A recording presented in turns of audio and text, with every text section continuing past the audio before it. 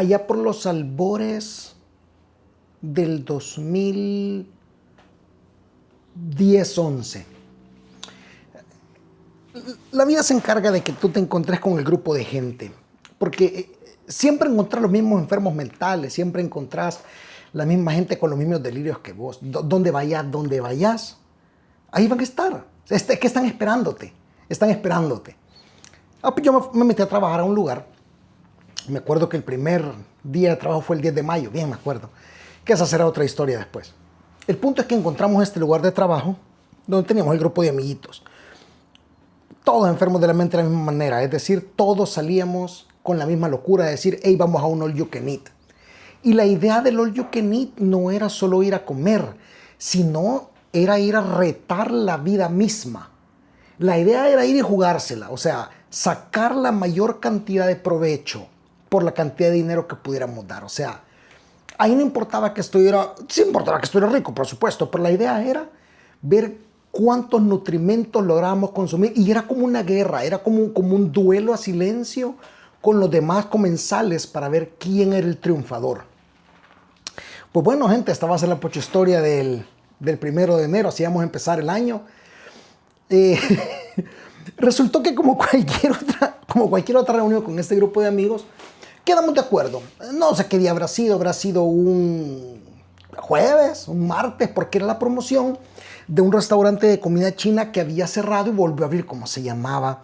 No recuerdo el nombre, no vamos a hacer publicidad, pero era un lugar de comida china, era un all you can eat que había. Quedaba ahí por el redondel de la Bandera, Masferrer, no importa, por ahí quedaba.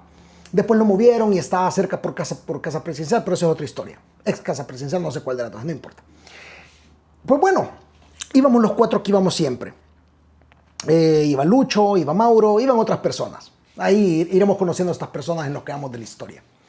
Bueno, llegamos, cada uno llegó así como pudo. Yo no sé si yo pasé por Mauro o él o Lucho pasó por él. No sé, el punto es que llegamos. Nos bajamos, llegamos, ya no podían, si es que esto era habitual. O sea, ya sabíamos que íbamos a esperar, ya sabíamos qué iba a pasar. Sabíamos que íbamos a llegar, iban a estar los platos, nos íbamos a sentar, íbamos a comer y así sucesivamente. Pero la vida tenía más para nosotros. La vida tenía más, no tenía solo los nutrimentos, la vida tenía una enseñanza. Bueno, llegamos, me acuerdo perfectamente cómo era el lugar. Tú entrabas y era un salón amplio, grande, que se miraba lujoso. Mesas de vidrio redondas, eran unas lámparas, unos así como unos con vidrios en la altura. O sea, se miraba una cosa imponente. Y veías la gente refinada, vestida bien, o sea, ordenados. Yo creo que era exacerbado para lo que en realidad era, porque el precio no era ni siquiera tan caro. Pero la gente ahí, quizás por la delicadeza o la zona, era un lugar, se puede decir, la gente iba fina. Pero íbamos nosotros como íbamos. Entonces, me acuerdo que pasábamos, agarrábamos un plato de esos de porcelana que son un poco pesados y empezábamos a echarle. No le echábamos estéticamente para que se viera un plato ordenado donde pensara en la pirámide alimenticia y dijera, hey, sí, estoy cumpliendo con los porcentuales de carbohidratos, con los porcentuales de vegetales. No, eso no importaba. Importaba que en el plato cupiera la cantidad suficiente para que fuera un cerro que no se desbordara, que no fuera tan acuoso para que no chorreara y no fuera a manchar nada, pero que no fuera tampoco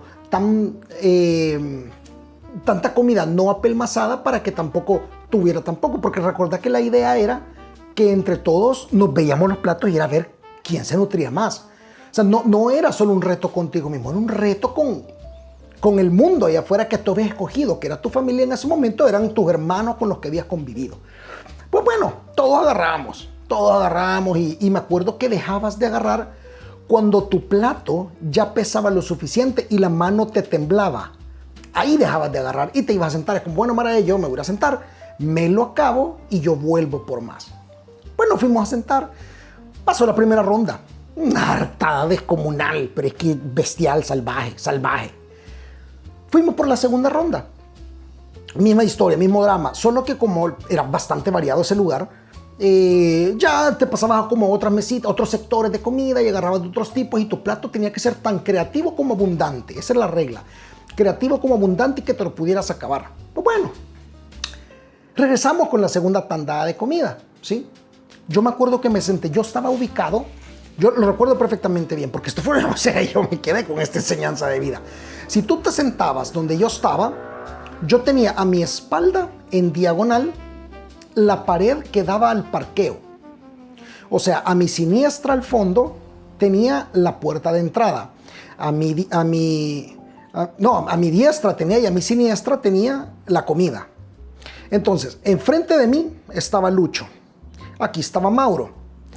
Entre ellos dos, en diagonal, yo podía ver una mesa. En esa mesa se encontraban los enviados por la vida para enseñarme. Porque vos podés ir a charlas prematrimoniales.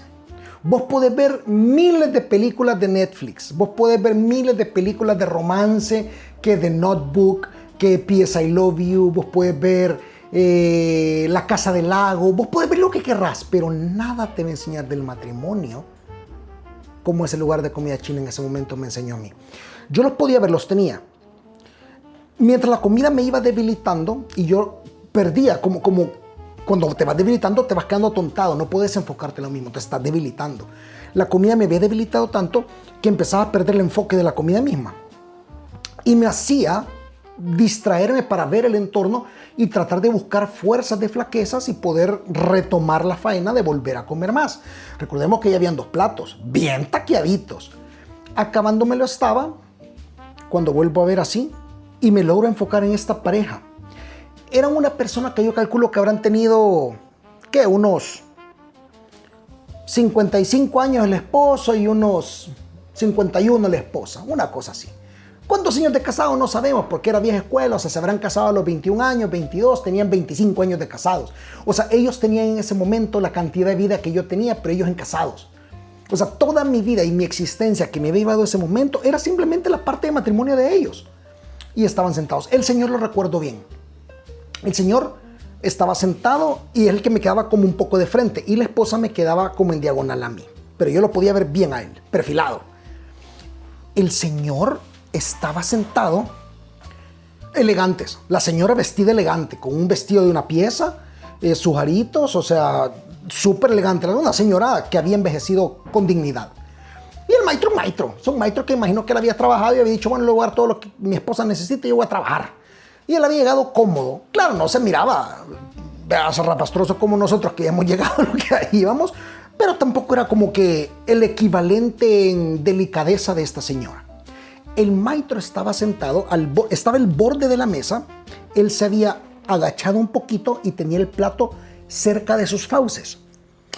Con su cubierto, el brother se metía comida, pero la idea de él es que él había masterizado lo que nosotros hemos llegado. No sé cuántos años él había practicado esto, pero él era la versión de lo que nosotros podríamos llegar a hacer en el futuro, porque el maestro, voy a tratar de hacerlo de lado, el maestro se ponía aquí con la comida, la mesa, el plato, y él se tiraba los bloques de comida, se los tiraba, ya llena la comida, o sea, él no acercaba y introducía, él arrojaba, como para que se fuera pelmazando hasta el fondo, y se fuera pelmazando y después masticaba, y tragaba, y volvía, En una de esas veces me pareció curioso porque estaba y fue como que hizo una pausa, estornudó y siguió. O sea, nada, ni siquiera los procesos básicos fisiológicos como estornudar, como respirar, como parpadear, como toser en su bebido, nada de eso le entorpecía su proceso de ingesta. Él comía y la esposa, una señora, tan elegante, con sus cubiertos, ya ni siquiera se inmutaba. O sea, ella había visto todo. 25 años de convivir con ese señor, que le iba a impactar. Pero yo estaba impactado. Yo sí estaba impactado y no podía dejar de verlo mientras comía despacio, sintiéndome débil cuando esa señora estaba pegándonos una arrastrada todo, pero elegante, pues. Llegó un momento en que el señor, y yo no lo podía creer, llegó un momento en que el señor vino, así como estaba, con el mismo énfasis y la misma velocidad con la que comía, se paró, así, se paró, alejó el plato, se alejó de la mesa, pero se empezó a preparar, o sea, pasó por un momento en el cual él se preparó. Él llegó a un punto en que se hizo para atrás, se levantó la camisa, se la levantó así, se dejó la panza pelada y con una cara de espanto que yo no he visto antes, empezó a ver como en Gladiador, que ve al final, que ve la vida suceder y está en otra realidad. Ya no estábamos nosotros. Él en ese momento, él estaba solo. No estaba su esposa, no estaba el restaurante, no estaban los adornos de vidrio colgados, no estaba nada más que él luchando por mantenerse en la vida. Se alejó mientras veía y empezó a hacer un sonido que yo difícilmente puedo describir. Yo, contándole esto a unos amigos hace tiempo, me comentaba que más parecía como que hubiera sido un ganso graznándole a un como cubeta de albañil que tiene cemento. Entonces el eco resuena un poco raro y el maestro, viéndole al infinito, empezó a sobarse inmediatamente, empezó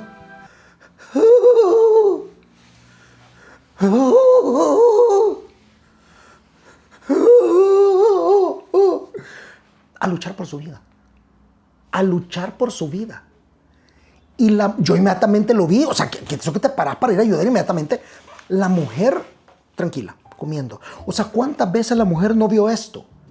Me imagino la angustia, la zozobra que pasó esa mujer la primera vez que vio este evento. Del hombre luchando por su vida para estar vivo. ¿Cuántas veces le intentó ayudar? ¿Cómo fueron los primeros eventos? ¿Cómo fueron en el año 1 de matrimonio? ¿Cómo fue esta angustia en el año 7, cuando ya tenían un hijo, digamos? Y decirle a la mujer, me voy a quedar mamá soltera. Se me perdió, voy a perderlo. Es que lo pierdo. Pero el maestro tenía todo. Y miraba a lo lejos, como queriendo encontrar una respuesta.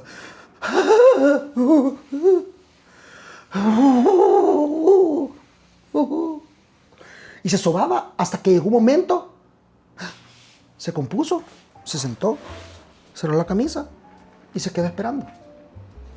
Él había concluido. O sea, ese señor no comía hasta el punto de decir, estoy lleno. No, él comía y cuando sentía que ya estaba lleno decía, todavía puedo. Él comía hasta que me imagino que le daba taquicardia o bradicardia. Y me imagino que él comía hasta que el cuerpo le decía, basta, vas a morir. Y le empezaba a cerrar tráquea, laringe, faringe, esófago, estómago. Le empezaba a cerrar todo y empezaba a tirarle bombazos al corazón. O sea, él comía hasta que el cuerpo le decía, brother, más nada. Y él dejaba de comer en ese momento. O sea, él sí entendía nutrirse. O sea, si este brother hubiera sido un cavernícola, él hubiera sobrevivido eones.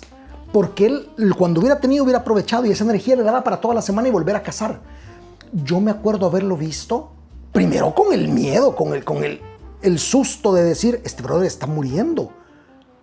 Y después de ver a la esposa quieta, ver él sobrevivir, yo entendí una cosa. Eso es el apoyo en el matrimonio. Porque ella nunca le dijo, te vas a morir, no lo hagamos. No, al contrario, ella iba y participaba de. Ella no entorpecía los planes del esposo. Ella lo acompañaba y era parte de, mientras podía ser parte de. Pero hay batallas que uno debe luchar solo. Es toda una enseñanza. El matrimonio es una dupla, pero hay momentos en donde tú tienes que librar tus batallas. Y no se trata de que te aísles, se trata de que tengas a la pareja a la par tuya, que te apoye mientras tú estás luchando. Este hombre batalló y ganó. Y me siento feliz de poder saber que existió y yo fui partícipe de esa vivencia. Un hombre que luchó hasta el final. Posiblemente él se provocó su propia batalla, pues. Pero indiscutiblemente se le haya provocado o no, esa enseñanza de vida de ese señor viendo el horizonte, luchando por vivir, no hubiera sido la misma si no hubiera tenido a la esposa a la par. Se muere si no la tenía. No hubiera tenido a qué volver. Él tuvo que volver. Increíble enseñanza. Así es que para este año 2026, háganle frente. Encuentren esa noción, encuentren esa realidad que los haga volver para seguir luchando. Y luchen sus batallas. Bueno, gente, esa fue la Pocho Historia de ahora. Así es que suscríbanse, ya saben cómo es este volado. Y pues sí, ahí están los enlaces, Instagram y todas esas cosas que yo poco conozco. Así que nos vemos para la otra semana, gente. Y si no se suscriben, ¡cacular!